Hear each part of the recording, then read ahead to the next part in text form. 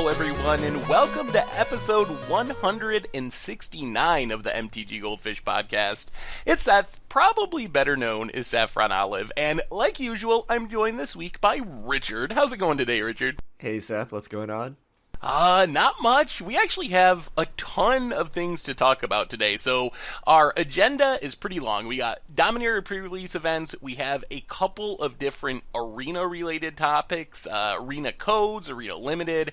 We have some Brawl news on Magic Online. We have some Magic Online bugs or errors to talk about, the new print stock, the Arena Creators Program, and then, of course, Fish Mail. So rather than talking for one topic for like 20 minutes today, we're going to hit on a lot of topics relatively quickly. But it is pre-release weekend. Dominaria pre-release this past weekend, release on Friday. Richard, I heard you made it to pre-release. How was the Dominaria pre-release? It was okay. I think I actually had the worst pool I've ever opened, ever. You say that every I say that, podcast. But this... All right. I opened dual lands. Whenever you open a dual land, is bad. I opened the Cabal Coffers land, also bad. My bombs were 2 haphazard bombardments. Now, I literally felt like I was playing Hearthstone the entire weekend. It's a 6-drop. You put 4 aim counters on things. At the beginning of your end step, you choose one at random to destroy. And the good news is when I actually cast this thing, RNGesus was on my side and I hit the thing I wanted to kill. And my opponent was like, really? Did this happen? 25% chance? Like... Basically Hearthstone. I felt like this is the embodiment of Hearthstone in Magic. But I'm glad I went because I got to experience the card stock. It was actually very noticeable when you crack a pack. The cards feel different. They feel smooth. I want to say like silky. They feel less flimsy. I don't know if they're actually thicker, but they feel like they're more solid, and you can tell there's a difference. And I've heard rumors of people putting their foils in their car all day and they didn't curl at all. So I was actually quite impressed with the cardstock quality and also the look of the foils. I pulled some random legendary uncommons and they were foil and they looked really sweet. So the cards themselves looked pretty good. They felt good, and it felt like, I don't know, like a premium card game now, right? It was not like these weird warped cards coming out or bad colors and stuff like that. It felt and looked really good for cardstock. Oh, interesting. So I didn't go to pre-release, so I haven't experienced the cardstock firsthand. I have a couple boxes that are coming, so I'll be excited to check it out. But that's good to hear, because that's been one of the biggest complaints. And I've seen like back and forth reports from people, some people happy, some people not. It's hard to kind of parse through it on like social media and Reddit, but definitely good to hear that cardstock might actually be improving. So you could definitely tell that the cards felt different in your hand. Like the finish is that different that you're like, huh, this is new. Yeah, definitely. You can tell immediately. I'm not like, at every set I don't open and like feel the cards and check how waxy they are. Like I have no idea, but when I open these, I'm like, huh, they feel pretty different actually. And have you looked back on your openings in the last couple days? Like now that it's been a few days, are they holding up? I'm assuming they haven't curled because they're just sitting in my house. I don't know. I haven't checked back. I assume the cards haven't disintegrated since then. You're supposed to check your cards every day, Richard. So what was the response to the format in general? Did people seem to be enjoying the pre-releases? I know I didn't play one, like I said, but I saw on social media it seemed like the response was very positive overall to the format and to the set, and just in general it seemed like it was a pretty feel-good pre-release weekend. Yeah. Was that your experience? I think so. I think a lot of people like the nostalgia. A lot of people said, hey, I can do fun things. Apparently there are enough mechanics and things that you can do fun things in even in a sealed environment. At Sagas were cool. People had their planeswalkers and they were going up. And the fact, I don't know, just getting a legendary in every pack makes it feel like you did something. Because like usually like the legendaries do something unique or have something interesting. So it feels like you have a card that's not like, a creature with stats on it or something, right? It feels like you're doing something. So I think it was overall like I would say most people looked like they were enjoying themselves. They weren't there because there was some obligation, but they actually wanted to like play Dominaria, and I don't know. I think Wizards just nailed it. I think it was fun. Cards looked good. They felt good. The nostalgic things with everything was just good, I think. How good were your haphazard bombardments? Is that actually Terrible. a good I have no idea how gameplay went because my games were so bad, and like I don't think sometimes I say your format is bad, but I actually play games of Magic, and you're like, okay, I don't like this format, but my games were just so weird. I ended up with red white auras, which is a terrible archetype. I don't know why they made this as an archetype, but you just get 2-for-1 left and right because you're trying to slap auras onto like these terrible creatures.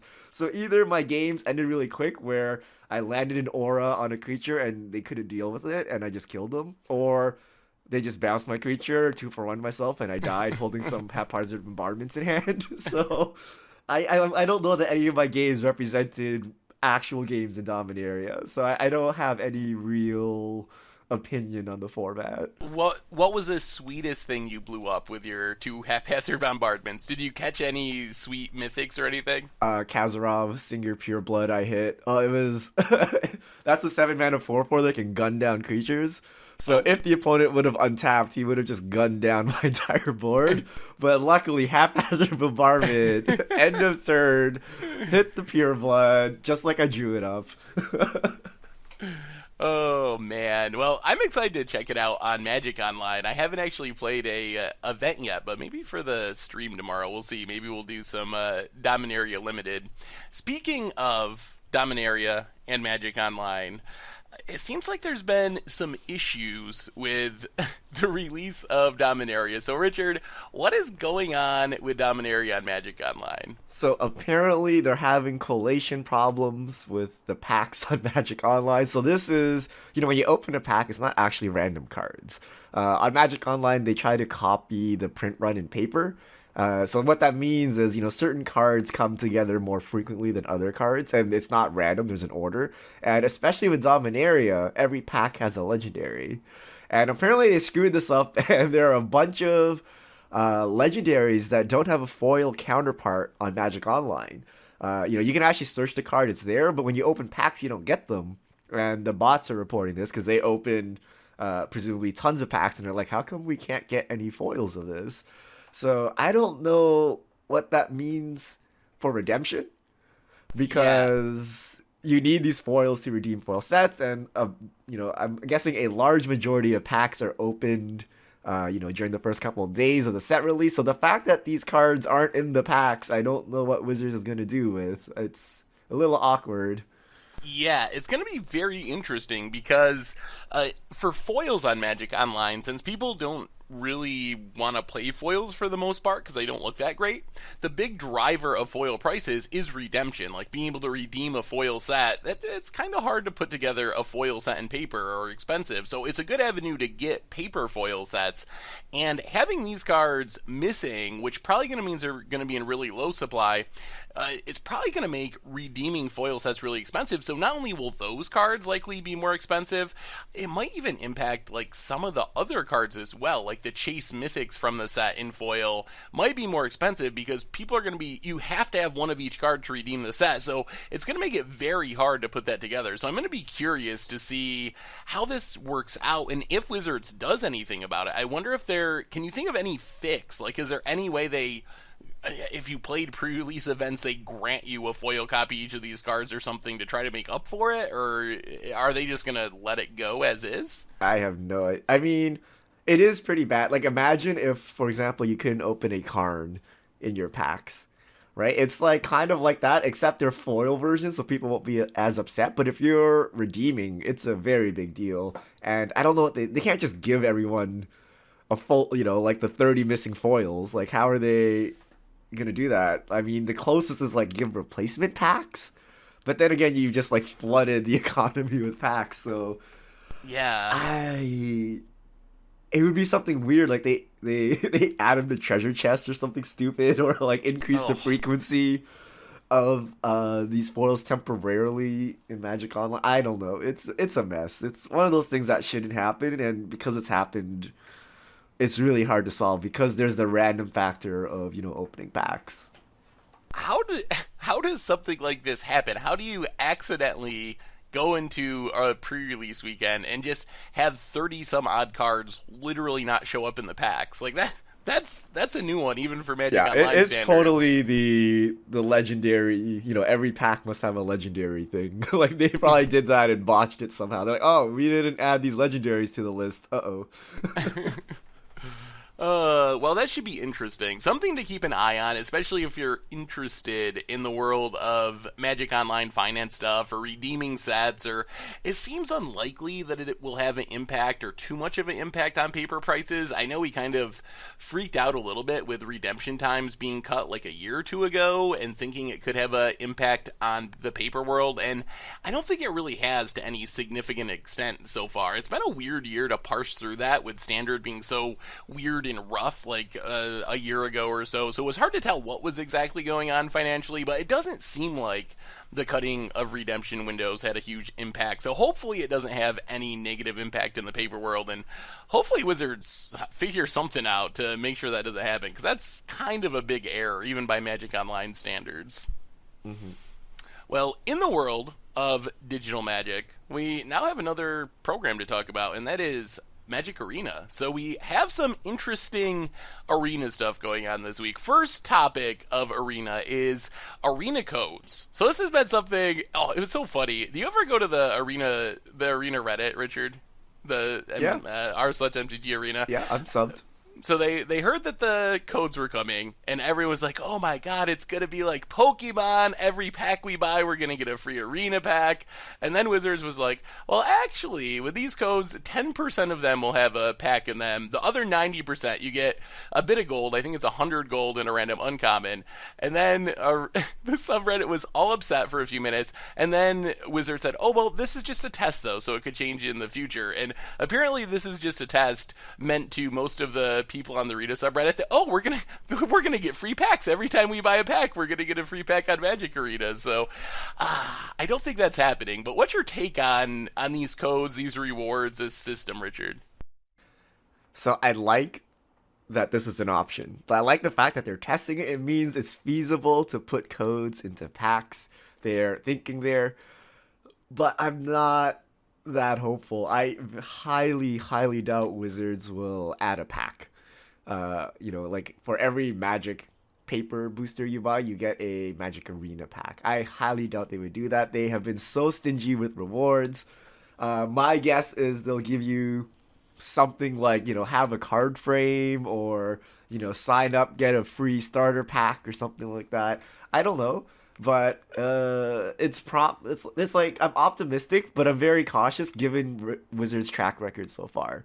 They've thought about this. There's some scanning thing you can put in codes. Okay, they have the infrastructure. What will they do with it? Will they give us cards for free, or will they make us feel bad opening terrible commons and uncommons? Based on Wizards' recent track record, they really love randomness and like loot crate type stuff, so that would be my expectation. Kind of like what we saw for this test run, where 10% you get a booster pack, 90% you get one of these cards and a bit of gold, but even probably more than that with cosmetic items thrown in, maybe even something better than a booster pack. Maybe you can get a draft token or something once limited starts actually going, which would probably be worth more than a pack. So that would kind of be my expectation. I am very, very sure that they're not just going to give away Arena. They definitely seem to be making it clear that they see this as a way to make profit. Like, I think Pokemon, my understanding of that is their game basically runs as a loss, and it's just at a loss, and it's just a way to sell more paper product. You get this like bonus that you can play the cards online. That doesn't seem like what Wizards is trying to do with Arena. What? That seems exactly like what Wizards is doing with Arena. No, they're so like terrified of their digital offering kind of cannibalizing their paper offering that they just want you to like play Arena and then somehow graduate into paper Magic. Like, isn't that their ultimate funnel? But I think they want to make money off Arena. Like, Yeah, I don't that's think true. Pokemon They want their makes cake and money. eat it pool too. I don't think Pokemon really makes much money off of their digital platform. I think they just kind of more or less like give it away to people who buy their paper product. Wizards, I think, they want you to pay for Arena and Magic Online and also paper. They want the money coming from all directions. They're like, Magic players spend so much on cards. Let's triple it. Magic Yeah. Online, paper, Arena. And we already took their duels money, so it's okay. But I mean, we're being a little complainy, I guess. But it is good that they're doing this. Like, it's free value. You buy your paper product, and even if you're getting a random booster sometimes or some free cards and a little bit of gold, it's not like they increase the price of booster packs or anything. So it is kind of a free roll. One thing I didn't like, and hopefully this part changes. Well, actually, two things in regards to this. The first one was they limited the number you could redeem to 10 codes per account, which means, assuming they kept this for the wide release, if you bought a booster box, you're going to end up with 4 times almost as many codes as you can actually redeem on your account.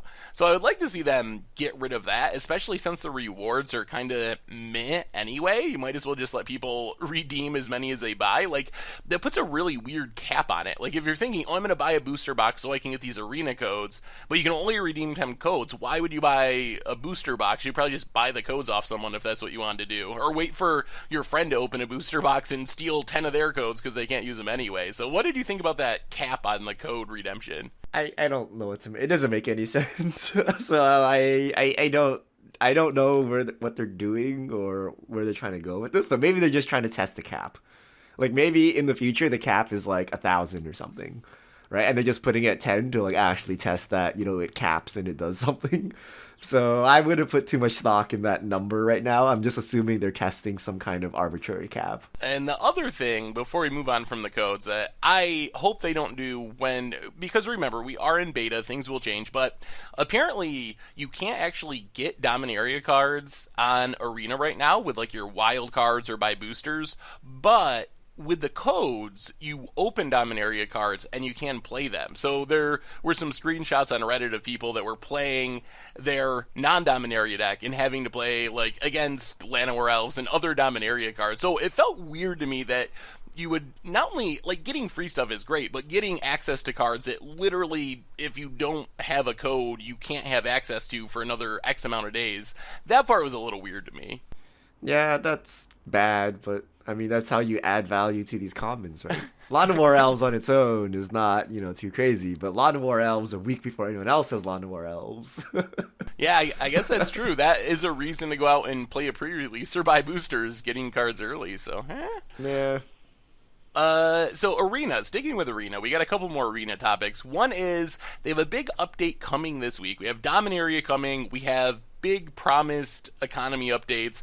We also have Draft. So I don't know if you're keeping up on this, Richard, but Draft is something that was promised on Arena or expected to come to Arena a few months ago now, around the first of the year, and it keeps getting pushed back, So, this week, Wizards finally published an article and said, Draft is coming. I think it's either this week or next week it's coming. You've been waiting for it.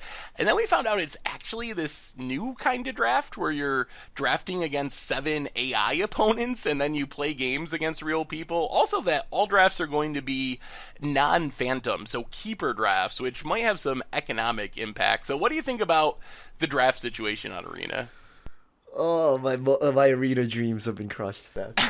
Like, first, the hype was, like, super high. I was, like, 100%. It actually released. Maybe I was at, like, 100% still. A couple of weeks gone by, maybe down to 80. I see the vault and the rewards. I'm down to 60. And then I hear about non-phantom. I'm, like, down to 40. I hear about these fake drafts. They have quickly turned me into a hater when I was, very positive about Magic Arena.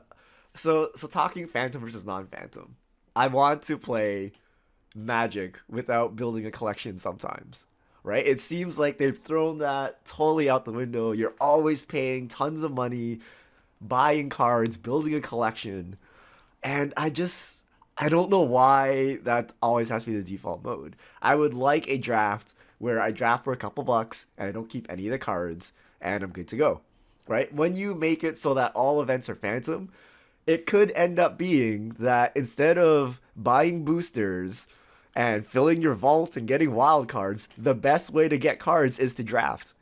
Right? I'll open up a Dominaria draft. Is there a mythic or rare that I need? Just take it for my deck instead of actually trying to draft a legitimate deck. And we see this in paper. We see the foil Goif problem, and it's just bad. I just want to play some Magic, and I don't want to sit there and be like, oh, but I need, I need this Planeswalker for my Brawl deck. Should I take it? Like, I just don't like that aspect of Phantom versus non-Phantom, and everything should be Phantom. I think you can't do Phantom in paper because the logistics of it is really hard. Right? But it's a digital game. You can just let them play with the cards and then take them away afterwards. Like, I don't know why Wizards is so averse to Phantom stuff. Yeah, I mean, I think it's fine to have keeper drafts. I don't think it necessarily needs to be all Phantom, but it's weird to not have that be an option because what I'm afraid, based on everything with Arena so far, is making it non-Phantom is an easy way for Wizards to justify charging a lot of money for the drafts. They're like, oh, you get to keep the cards. And also, the other thing was you have real 15 card packs, or I guess 14 because you don't have actual lands in the pack, but whatever. But you get real Magic packs when you're drafting compared to the 8 card packs that work for everything else. So it feels like those are things that when we get the economy numbers and the real money economy numbers in a couple of days, that might make drafting come in a lot higher than people are expecting, because from Wizards' perspective, they can use those things as justifications. And that's one of the sad things is I think Phantom drafts have proven to be a pretty reasonably good option for Magic Online, and I think what a reasonable number of people want is just to be able to draft as much as possible. That's one of the nice things about Hearthstone is their drafts are like, I think $1.50 or $2 depending on how you pay for them. So it's very easy. When I get on my Hearthstone kicks, it's really easy to just be like, I'll do another arena run. It's only $2, whatever. I'll do another arena run. So it's very cheap to just like keep drafting and keep drafting, even if you're playing poorly and losing a lot or getting variance out of games, which happens all the time in Hearthstone, but that's another issue altogether. But it's very easy to keep doing that. But if drafts come in at Arena at $5, at $8 or something, because, it's real cards and, it's 15 card packs as a justification, I think people are going to be pretty disappointed. Yeah. I'm just going to throw it out there. If they could only implement one mode, either Keeper or Phantom, I would 100% want Phantom. Yeah. If I had to choose only one of them. But ideally, they have both. But I just don't like how Wizards continually forces you to spend money. Do you want to play a draft? You got to buy 3 packs and then pay some extra money to, play the draft itself, right? Why can't I just draft for fun? So the second part of that, Seth, was we don't have real drafts. We're drafting against an AI, a set of AI, instead of players, which doesn't that defeat the whole purpose of drafting? They should have just went all Hearthstone-y and just gave you 3 cards and you choose one. Because people are going to find out the pick order of the AIs and they're going to abuse it, right? They're going to know that, this card will definitely wheel based on how the AI works, so I'll just choose this other card. And it's just not fun, right? I don't know what they're going with this. Yeah. Where are they going with this, Seth? So in defensive Arena, having actual drafts against other players is in their long-term plans, but I think I don't know why they're doing this. Like, it almost feels to me like it would be better to just keep waiting for real drafts than to have this very odd against the computer draft, which I don't know. Have you ever used, there's a couple of random websites, I can't think of the name right now, but you can basically do this. Like, you open a pack and you're drafting against some AI to, like, practice drafting, essentially. You don't get to play the games, and I've seen some ridiculous AI drafting, so I don't have a ton of confidence that AI drafting is going to be comparable to real drafting, so I'm pretty disappointed. I'm also a little disappointed that they published an article on the mothership, like, draft is coming, and then in the Arena forums later that night, they're like, by the way, it's this AI thing that we're doing for Arena, and I was like, really? Like, I actually was a little bit hyped, because I enjoy playing Limited, and I think playing Limited on the Arena client would be really fun, but I have zero interest in drafting against computers and AI. Like, why are they releasing it? This is what I don't understand, right? Why? Like, I understand. Like, I kind of get what they want, right? They want to test people picking cards and stuff like that, right? But that's what your QA is for.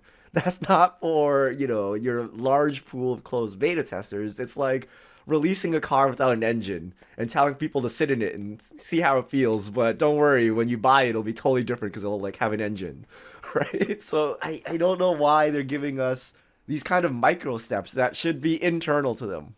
It needs to be at a reasonable state of polish before they give it to us, because otherwise, when Crip launches his stream playing AI draft, he's gonna be like, WTF, what is this? And all the people that tune in will be like, well, this is dumb, and they tune out and they never see Arena again, and that's their impression of the game, and congratulations, you've just tainted your product to 20,000 people, right? So I don't know what these like half solutions are. They should wait until it's in a reasonable state and then roll it out for us to test. I almost think that maybe they just launched the beta too early. Like, I don't even know if this really counts as a beta. From what a lot of people have been saying, if you read over like social media and Reddit and stuff, it is almost like an alpha. Like, Magic Arena isn't really to the place where most games would consider it a beta. There's so much that isn't finished. So I almost feel like Wizards just launched too early, and maybe we should be like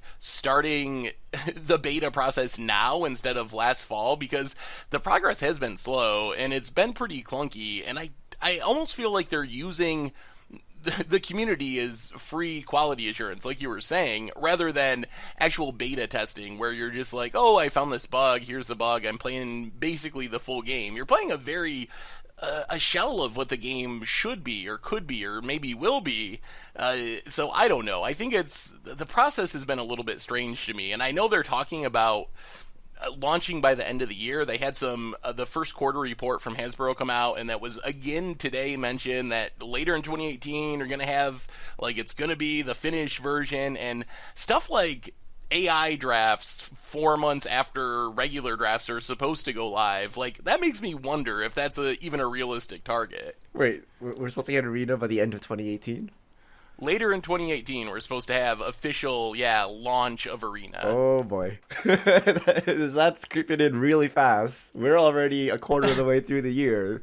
Yeah? I don't know that I like where this is going. Because I guarantee you, Hasbro will make them release it by the end of 2018. Like, if they're like, oh, we need a couple of months, I'm going to assume they'll be like, nope. Right? Release it now. So, So, Magic Online, huh? I've come full circle. I'm on the Seth boat now. I'm getting very skeptical of Arena. Oh, yes, you've come around. It's really funny because you really were very much hyped for Arena, so it's kind of weird to see this 180. And I'm still holding out hope that they'll get it together, but I thought they turned a new leaf. The Microsoft guy came in, and they're like, we're technology focused, and we're going to do this right. But it turns out it's the same Wizards digital offering. Never trust Wizards digital. That's the first. All right, we're still beta. There's still time to turn the ship around, Seth. There's still time to turn the ship around. I'm still holding out hope. The thing that worries me the most is I feel like they haven't been as responsive as I would like to feedback on stuff like the economy, so I really have my fingers crossed for the economy update, because I feel like there is hope, and the Arena still has a lot of potential. Maybe they're going a little too quickly, maybe they started the beta, quote-unquote, a little too early, but they can still get there. Like, there's a lot of good things going on, so I feel like a lot is riding on the economy release on Wednesday, because there's been so much feedback. Last time they said, oh, we've heard your feedback, we're changing the economy, and they didn't make any meaningful changes, and that made it even worse, and now they promised it again, just wait a couple weeks, we're going to do this big update. So if they again come back with not really improving the economy, then I think that's going to be a really big issue. And it might even, like, if you read the Arena forums, and who knows if it's true or not, but a lot of people saying, like, if this doesn't actually change and Wizards doesn't actually do what they're saying this time, I might just stop playing the game altogether, which is pretty scary for being in the beta process. Some people already have that attitude. So one more Arena thing before we move on. We've been talking about it a little bit. The econ update for real money is coming on Wednesday. So I want your prediction, Richard. How much will a draft cost? How much will a booster pack cost in real dollars? I think a booster pack will cost $2. So a draft will be at least $6, most likely $7 or $8. That is my guess. Yeah. I mean, I think those are probably the baseline points. I think that's probably true. I think that it might be Hearthstone-esque, where it's $2, but if you buy 50 at a time, you get it for a cheaper price and some sort of bundly thing. So they'll probably come down from there, but I think that $2 and then probably $8 is a realistic starting point. So I guess one follow-up question: what are you expecting as far as community response when the IRL economy is announced? Like, are we in for Arena Freakout version 2.0 on Wednesday, or Pretty much. Yeah. I mean, they would have to be super generous, and everything has shown so far that they're not generous at all with any of these. They're super conservative, and the expectation is we're supposed to pay money for this. Like, I think most people have the unrealistic expectation that everything should be free. But Wizards is like the complete opposite of that, where they're gonna nickel and dime you for everything they can. So I think that's why there's so much outrage. And I think even if it like is $2, people will be upset anyway. Right? They're gonna be like, well, I want to go, do it for free or whatever, right? Like, so like I don't know. I think whatever it is, it's gonna be bad because it's not gonna be free. The question is it reasonable, and will people use this? I don't know. Yeah, I think like the community definitely, or at least a big aspect of it, is kind of unreasonable on where they want pricing to be. I've definitely seen 50 cents a booster and no more, or like $1 a booster and no more, and that seems a little extreme to me. On the other hand, I do feel like Wizards is slightly unreasonable in their own right, where if you really look at the numbers, it's like, I don't know if this is cheaper than Magic Online, and I definitely don't think it's cheaper than the other free-to-play games that are competing in this space. So my hope is there's like a meeting in the middle, and I don't know if it'll work that way because the community is so wild and loves the pitchforks, and Wizards loves their money. So I don't know if there's any way we get this meeting in the middle, but I would love to see booster packs be, I don't know, $1.50 and down to like $1 if you buy a bunch of them in bulk, and the community be like, all right, that's not free, but it's good enough, and we're going to love it. And Wizards is like, we're not milking you for the most extreme amount of money possible, but you're going to buy a lot of our boosters. But I don't have a lot of hope that either the community or Wizards is gonna give and meet in the middle. All the goodwill has been drained. I think everyone was like me, super optimistic, and then they changed the vault, the weekly rewards, and then they're like redeemable paper codes, but then they're like terrible. I think people have all like, they say one word to give your hopes up, but when it actually comes out, your hopes are let down. So I'm prepared to be let down on Wednesday. We'll see how it goes. Well, we do have a little more sunny Arena topic to hit on briefly. They announced a Arena Creators Program. Richard, have you looked at this at all? What is the Arena's Creator Program about? Yeah, it's all kind of wishy-washy, but basically, if you're a creator, and they're counting creator as someone with video views of more than 1,000 or 50 plus on a live streaming service, and you regularly create Magic content, so at least 4 hours streaming or one uploaded video per week, you can get in this program, and you will get quote-unquote benefits, which they haven't actually released. Am I correct, Seth? Yeah, they said some vague stuff, in-game something, you get faster support or some sort of support type stuff if you have issues, but they haven't announced specifics like, oh, you get this or you get that. Yeah, so I don't know, what do you make of this, Seth? Is this, also of note, there's no Magic Online equivalent of this program. For those of you wondering what the future of Magic Online is, this does not bode well, because they're not like, digital Magic creators program. On Magic Online, you get this. On Magic Arena, you get that. It's just all Magic Arena. So, as far as the Magic Arena thing, I actually tweeted about that, because I was a little disappointed that people have been making Magic Online content for 15 years now, or is that like a long time, and there hasn't been anything like this, and Arena's been around for beta in 6 months, and they get their creators program. So I was a little salty about that, but I did talk to a couple of Wizards people, and they said that is actually in the works. Like, there is supposed to be a Magic Online counterpart. It's not the same program, so hopefully they do have a Magic Online version of this before super long. We'll see what happens.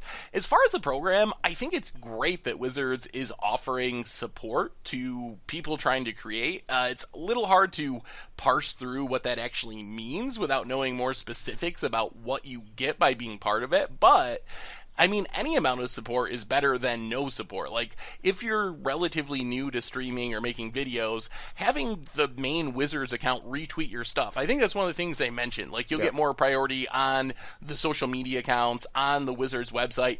That's a really huge deal if you're just starting out to get yourself in front of a bigger audience. So I feel like it can't be a bad thing. Like, even if, like, regardless of what the rewards are, I feel like this is a good thing.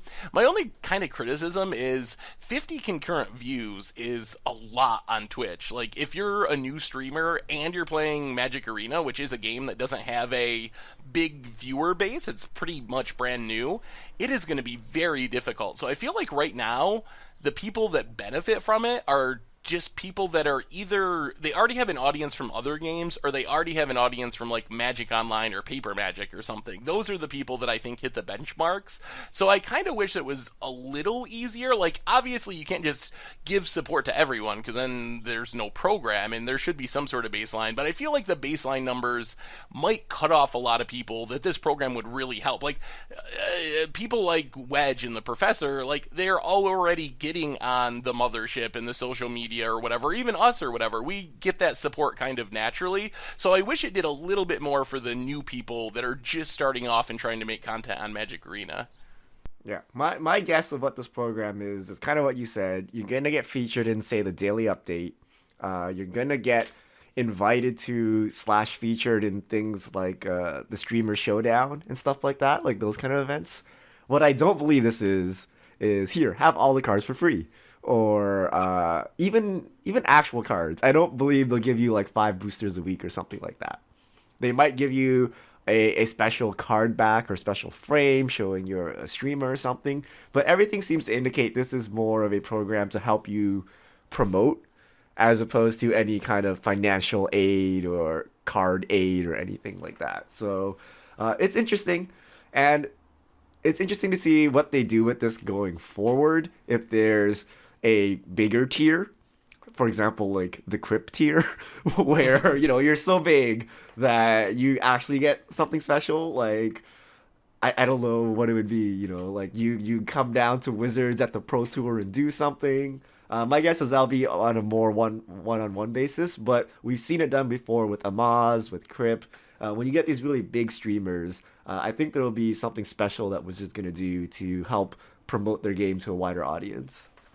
I think that, yeah, that's probably true, and I think it's a good point about not getting cards. I think I actually agree with you there. I don't think that this is...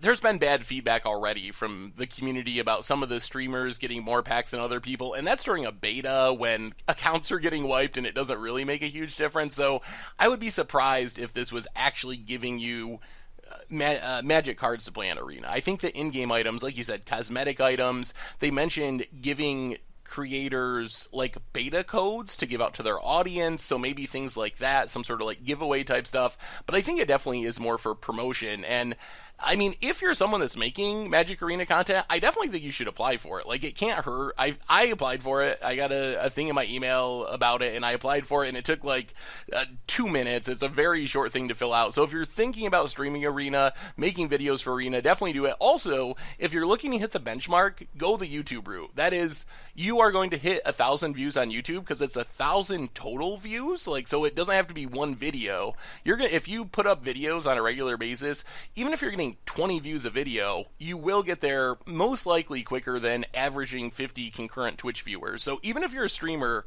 dump your replays on YouTube or make highlight clips and put them on YouTube, and I think that'll get you to that 1,000 view thresh mark and make you eligible for the program a little bit quicker.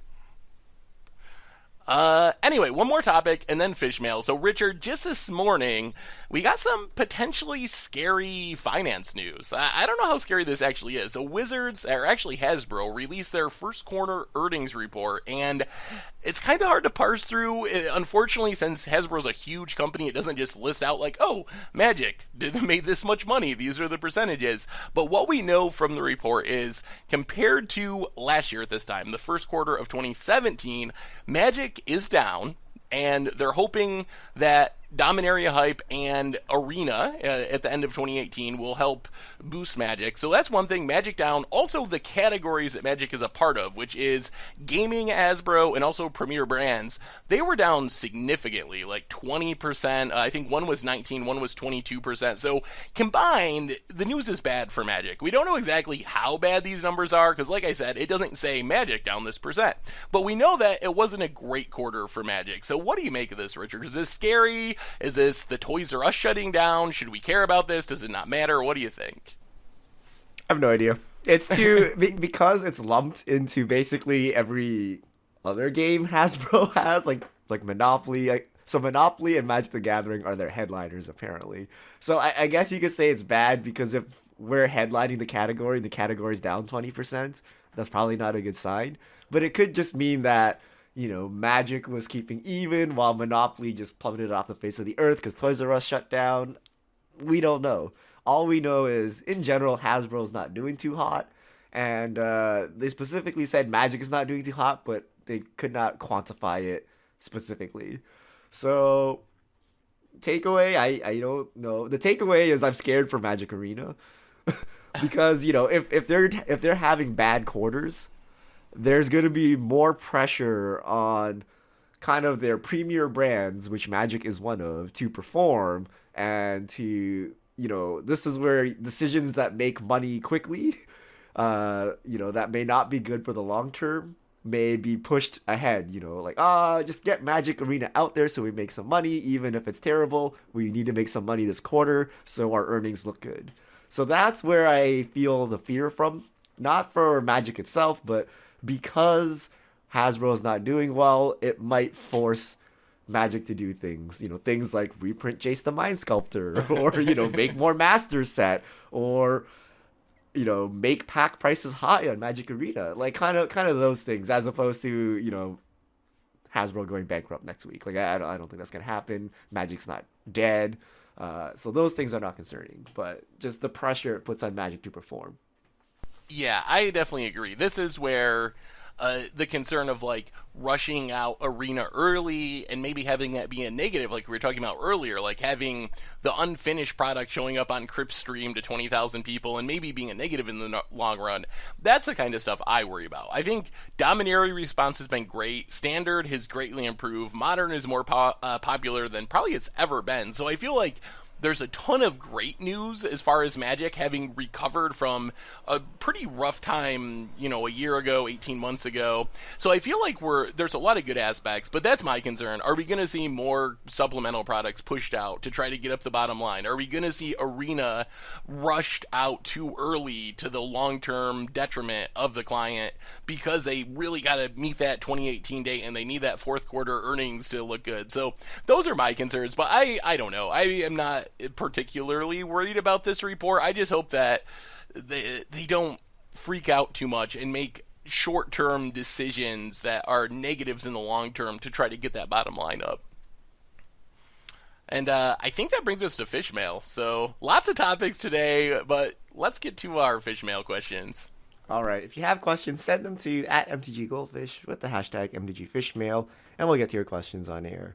Mr. OBs, with Brawl being an official format, does it make sense moving forward to restrict cards as opposed to outright bans? This would allow Brawl to not be affected by bans, yet still hinder Standard.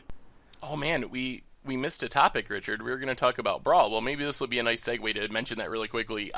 We've had this question before. No, I think it's too confusing to restrict cards in Standard. And one of the things that came out about Brawl just in the last day or two was that right now it's using the Standard ban list, but I think that that's what needs to change. I think that just like Commander, Brawl needs its own ban list, and that might be happening sooner rather than later. Did you see the Brawl results from the first Brawl tournament, Richard? I saw the Brawl results. Yeah. If he's banned in 1v1 Commander, You might want to consider banning him in Y- 1v1 brawl. It was the quick numbers. 6 of the top 8 decks at the Brawl Challenge were Brawl decks. 17 of the top 32 decks were Brawl decks. And by my count, 30 of the 32 decks were blue decks. So even if it wasn't Brawl, it was like Nicole Bolas, Scarab God. I think there were 2 mono green Galta decks, or maybe 1 Galta and 1 Nissa, but there were 2 mono green decks and then 30 blue or blue X decks. So we'll see. It's the very first tournament of the format, but do you think they should split up the ban list, Richard, or should Brawl just follow the standard ban list? And what do you think about They should hide these results. No, like, is Brawl supposed to be a 1v1 format or a multiplayer format? They're Like, running tournaments. You run the same problem where 1v1 commander spoils the good name of multiplayer commander, right? Like, they're like, oh, I don't want to play a format full of Tassigers and Brawls and Emrakuls or whatever, right? And you're like, that's not what commander is about. That's what 1v1 commander was about. Which they actually last week changed all kinds of stuff with the bannings. But, people see that and they think it's Commander and they confuse it too and they, get turned off the format. 1v1 Brawl will be totally different than multiplayer Brawl. Right? Can you imagine playing Standard in a multiplayer format, like an actual Standard deck? The metagame will be totally different than what you see at the Pro Tour. So I don't know why they continue to mix these names and give players the wrong impressions. So I would not take anything from this unless you're actually playing 1v1 Brawl. If you're playing 1v1 Brawl, then this is the metagame, play blue. But if you're playing multiplayer Brawl, I don't see how this invalidates your fish deck or your dinosaur deck or whatever. It's like a totally different format. Yeah, and I don't think the decks that were dominant on the tournament scene would even be that good in multiplayer, because the Brawl decks are basically just play all the counter spells possible, like play Brawl at turn 2, counter all your opponent's stuff, draw cards, win eventually, and that strategy is great when you have one opponent, but that strategy isn't as great when you have 3 opponents, because sure, you can counter your, one opponent's thing each turn, but then there's still 2 more people probably trying to kill you because they don't like getting their stuff countered. So I don't think these results matter at all for multiplayer Brawl, and maybe that's a problem. Maybe Brawl just isn't a tournament format, or maybe that's not what the format should be doing. Yeah, I mean, if it's a tournament format, it needs its own ban list. You can't tell me that, there's the same ban list between a multiplayer game, 1v1 Brawl, and also Standard. Like, it's cool that they start off the same, but eventually they're going to have to diverge because each will have their own local metagames and will require their own adjustments. All right, next question. We have AntCook91. Has Seth ever considered Repel the Abominable as a budget-friendly mono-white answer to combo decks like Storm? I have played. What does this card do? Prevents all damage from non-human sources. It's 2 and a white. I have played it before, usually in like human stacks as like a protection spell. Playing it as a damage prevention spell, that could be interesting. Like, that could work against Storm. I'd have to think of the other combo decks. Like, it seems like it's good against certain combo decks. Storm, the Lightning Storm kill of Ad Nauseam, but not the Laboratory Maniac kill. So it kind of depends on the deck in specific. Doesn't stop Emrakul annihilating you, for example. So, I don't know. Could be worth considering. All right. Benjamin with THI. Not sure if I'm missing something, but why are Zendikar Expedition fetches and Shockland skyrocketing in price? I think it's speculation mostly, honestly. I have seen a lot of finance-y types talking about it and buying those cards, and honestly, I think that's fine. Like, I know people don't like speculation and the finance aspect, a lot of people, but I feel like stuff like Expeditions are 100% what you want the finance community and collectors to be dealing with compared to modern staples or whatever. All right, Dacklebox09, thoughts on the future of Frontier as a format? Yeah. I mean, I think what happens is they create Arena Modern, and whatever that is what becomes the paper equivalent of Frontier. Yeah, I think the Frontier as we knew it, the one that starts at Cons of Tarkir, is still going on in like Japan and Toronto, but I think in general it's kind of stalled out and it's just there. And when people talk about Frontier, they're talking about the hypothetical Frontier that's coming. Eventually they're going to cut it off and we're all thinking it's going to be the arena cutoff that's going to be used officially, and that will be the actual frontier going forward, or whatever they call it. Next question. I mind screw with Brawl coming. How long do you think the average game would or should be? I figure since decks are smaller and the card pool is limited, it may be shorter than a typical Commander game. Ooh, well, you played a multiplayer Brawl game. What was your take on that, Richard? I haven't actually played multiplayer Brawl yet. Games are a lot faster and aggressive, I think. Like total time, I don't know that it's much quicker, but the game escalates quite quickly. Your answers are relatively weak. You can't wrath till turn 5 usually. You can, I guess, do it on turn 3 with mini wraths, but the real big board wipes don't come out till turn 5, and people only start at 30 life, and that gets dwindled down pretty quickly if you just curve out with an aggro deck and like beat on someone.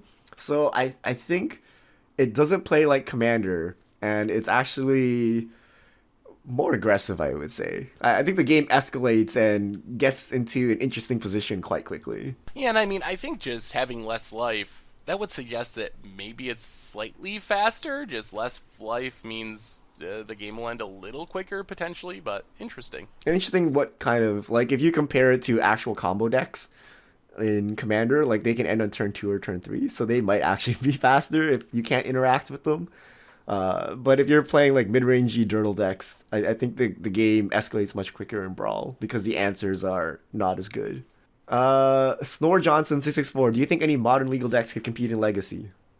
Splinter Twin could. I guess it's not modern legal anymore, but also Eldrazi, like, essentially competes with some legacy lands thrown in. So I think shells can compete, but I think usually you need a few upgrades to cards that aren't legal in modern. All right. Soken Zen Tower.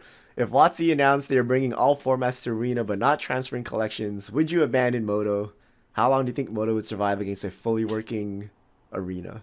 I mean, I think it still partly depends on the economy and how much that it cost. Yeah, I think that would make it more appealing if Arena had all the formats on it. If it wasn't ridiculously overpriced, then I could potentially see that just taking over for Arena, or for Magic Online. You need collections. You also need play types or tournament types. Like, do they support actual limited? Do they support Commander? I think that's one thing that will prevent us from abandoning Moto. I doubt Arena will support 4 players, and to play Commander Clash, we're going to have to fire up Dino Magic Online here and chip away at each other's life totals. Ryan Poe 85. How about a rotating ban list in Modern? We have a few months where fetches are banned, and then they're unbanned, and then another set of cards are banned. I think the problem is people hate having their cards banned, especially in Modern, where some decks are pretty expensive, $800, $1,000, $1,500. So saving up and putting together a $1,000 deck just to have it randomly banned thanks to a rotating ban schedule, I think that would probably cause a lot of people to freak out and maybe not play the format or build decks in the format at all. Yeah, it sounds like you want extended. Yeah, but extended, it was basically like Modern that rotates. The whole point of Modern is it's not supposed to rotate, and the whole point of Standard is supposed to rotate, and then extended is like Standard with the bigger pool, but then no one played it, so they just scrapped it. So not sure what to do with that. Next question. Urker Asylum, Modern or Legacy Brawl? Might be cool to see the format expanded to a wider card pool. Is it Legacy Brawl like Commander? Commander, yeah. Like, what's the difference at that point? No commander damage, lower life totals. Unless they're thinking of 1v1, maybe they're 1v1 competitive players, then that's still like 1v1 commander. I don't know. I guess it's commander with planeswalkers legal and smaller decks. I don't think it's really... I guess I could see an argument for modern, because that would still feel a decent amount different than commander, but once you get back to legacy, might as well just play commander, I think. Can't play Sol Ring. Sebastian Tans, do you think humans can be a solid legacy deck? The deck is one of the best in Modern, and we know Wizards will print more humans. Maybe. I mean, Death and Taxes is pretty legitimate in Legacy, and humans is similar, so maybe the humans would have a chance. What do you think, Richard? I think Death and Taxes is the closest you're gonna get. I Yeah. don't believe unless they actually print like one drops that deny mana or something. Like you need the other stuff to deal with decks. You need the Rashad Port, you need the Wastelands. And really, Thalia is the only human that's kind of doing something that's actually a human, and she's just taxing everyone. I don't think you can just play creatures and curve out and kill someone. You need to play some disruption. So Merfolk is close. Merfolk plays counter spells and stuff. And Death and Taxes plays taxing effects.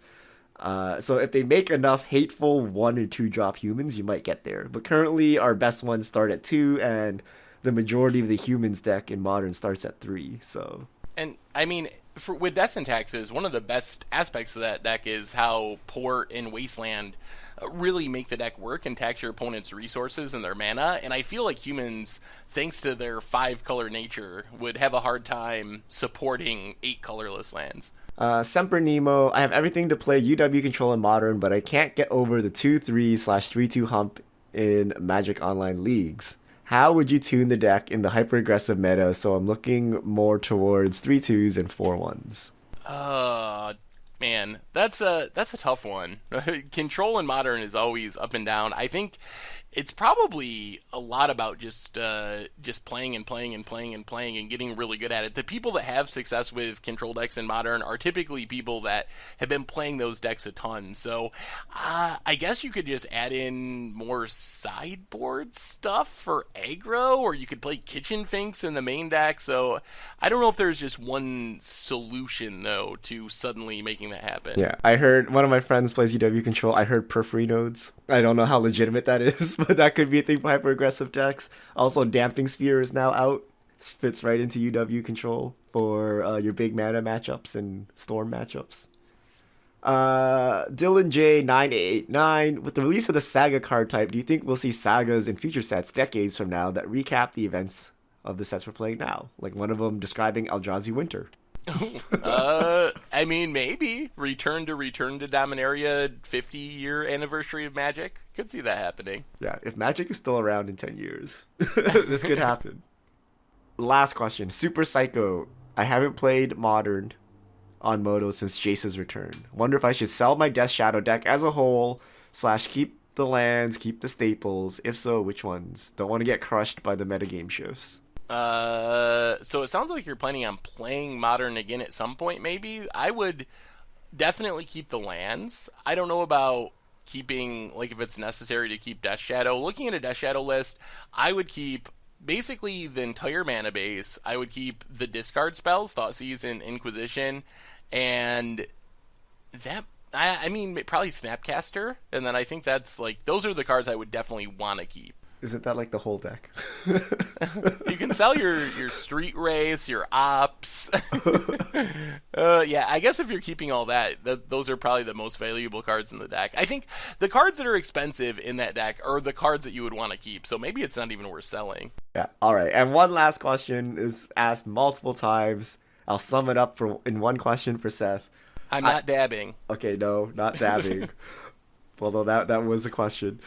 But I pulled random card X from my Dominaria pre-release. Should I sell it now? Yes. 98% of the cards from Dominaria will decrease in price over the coming months. So, as a general rule, just sell your cards early before the supply increases. Every once in a while, you'll be disappointed, and 6 months from now, something will spike. But if you do that consistently, in the long run, that's the best financial move. And to round that out, when should I buy cards from Dominaria if I need some Dominaria cards?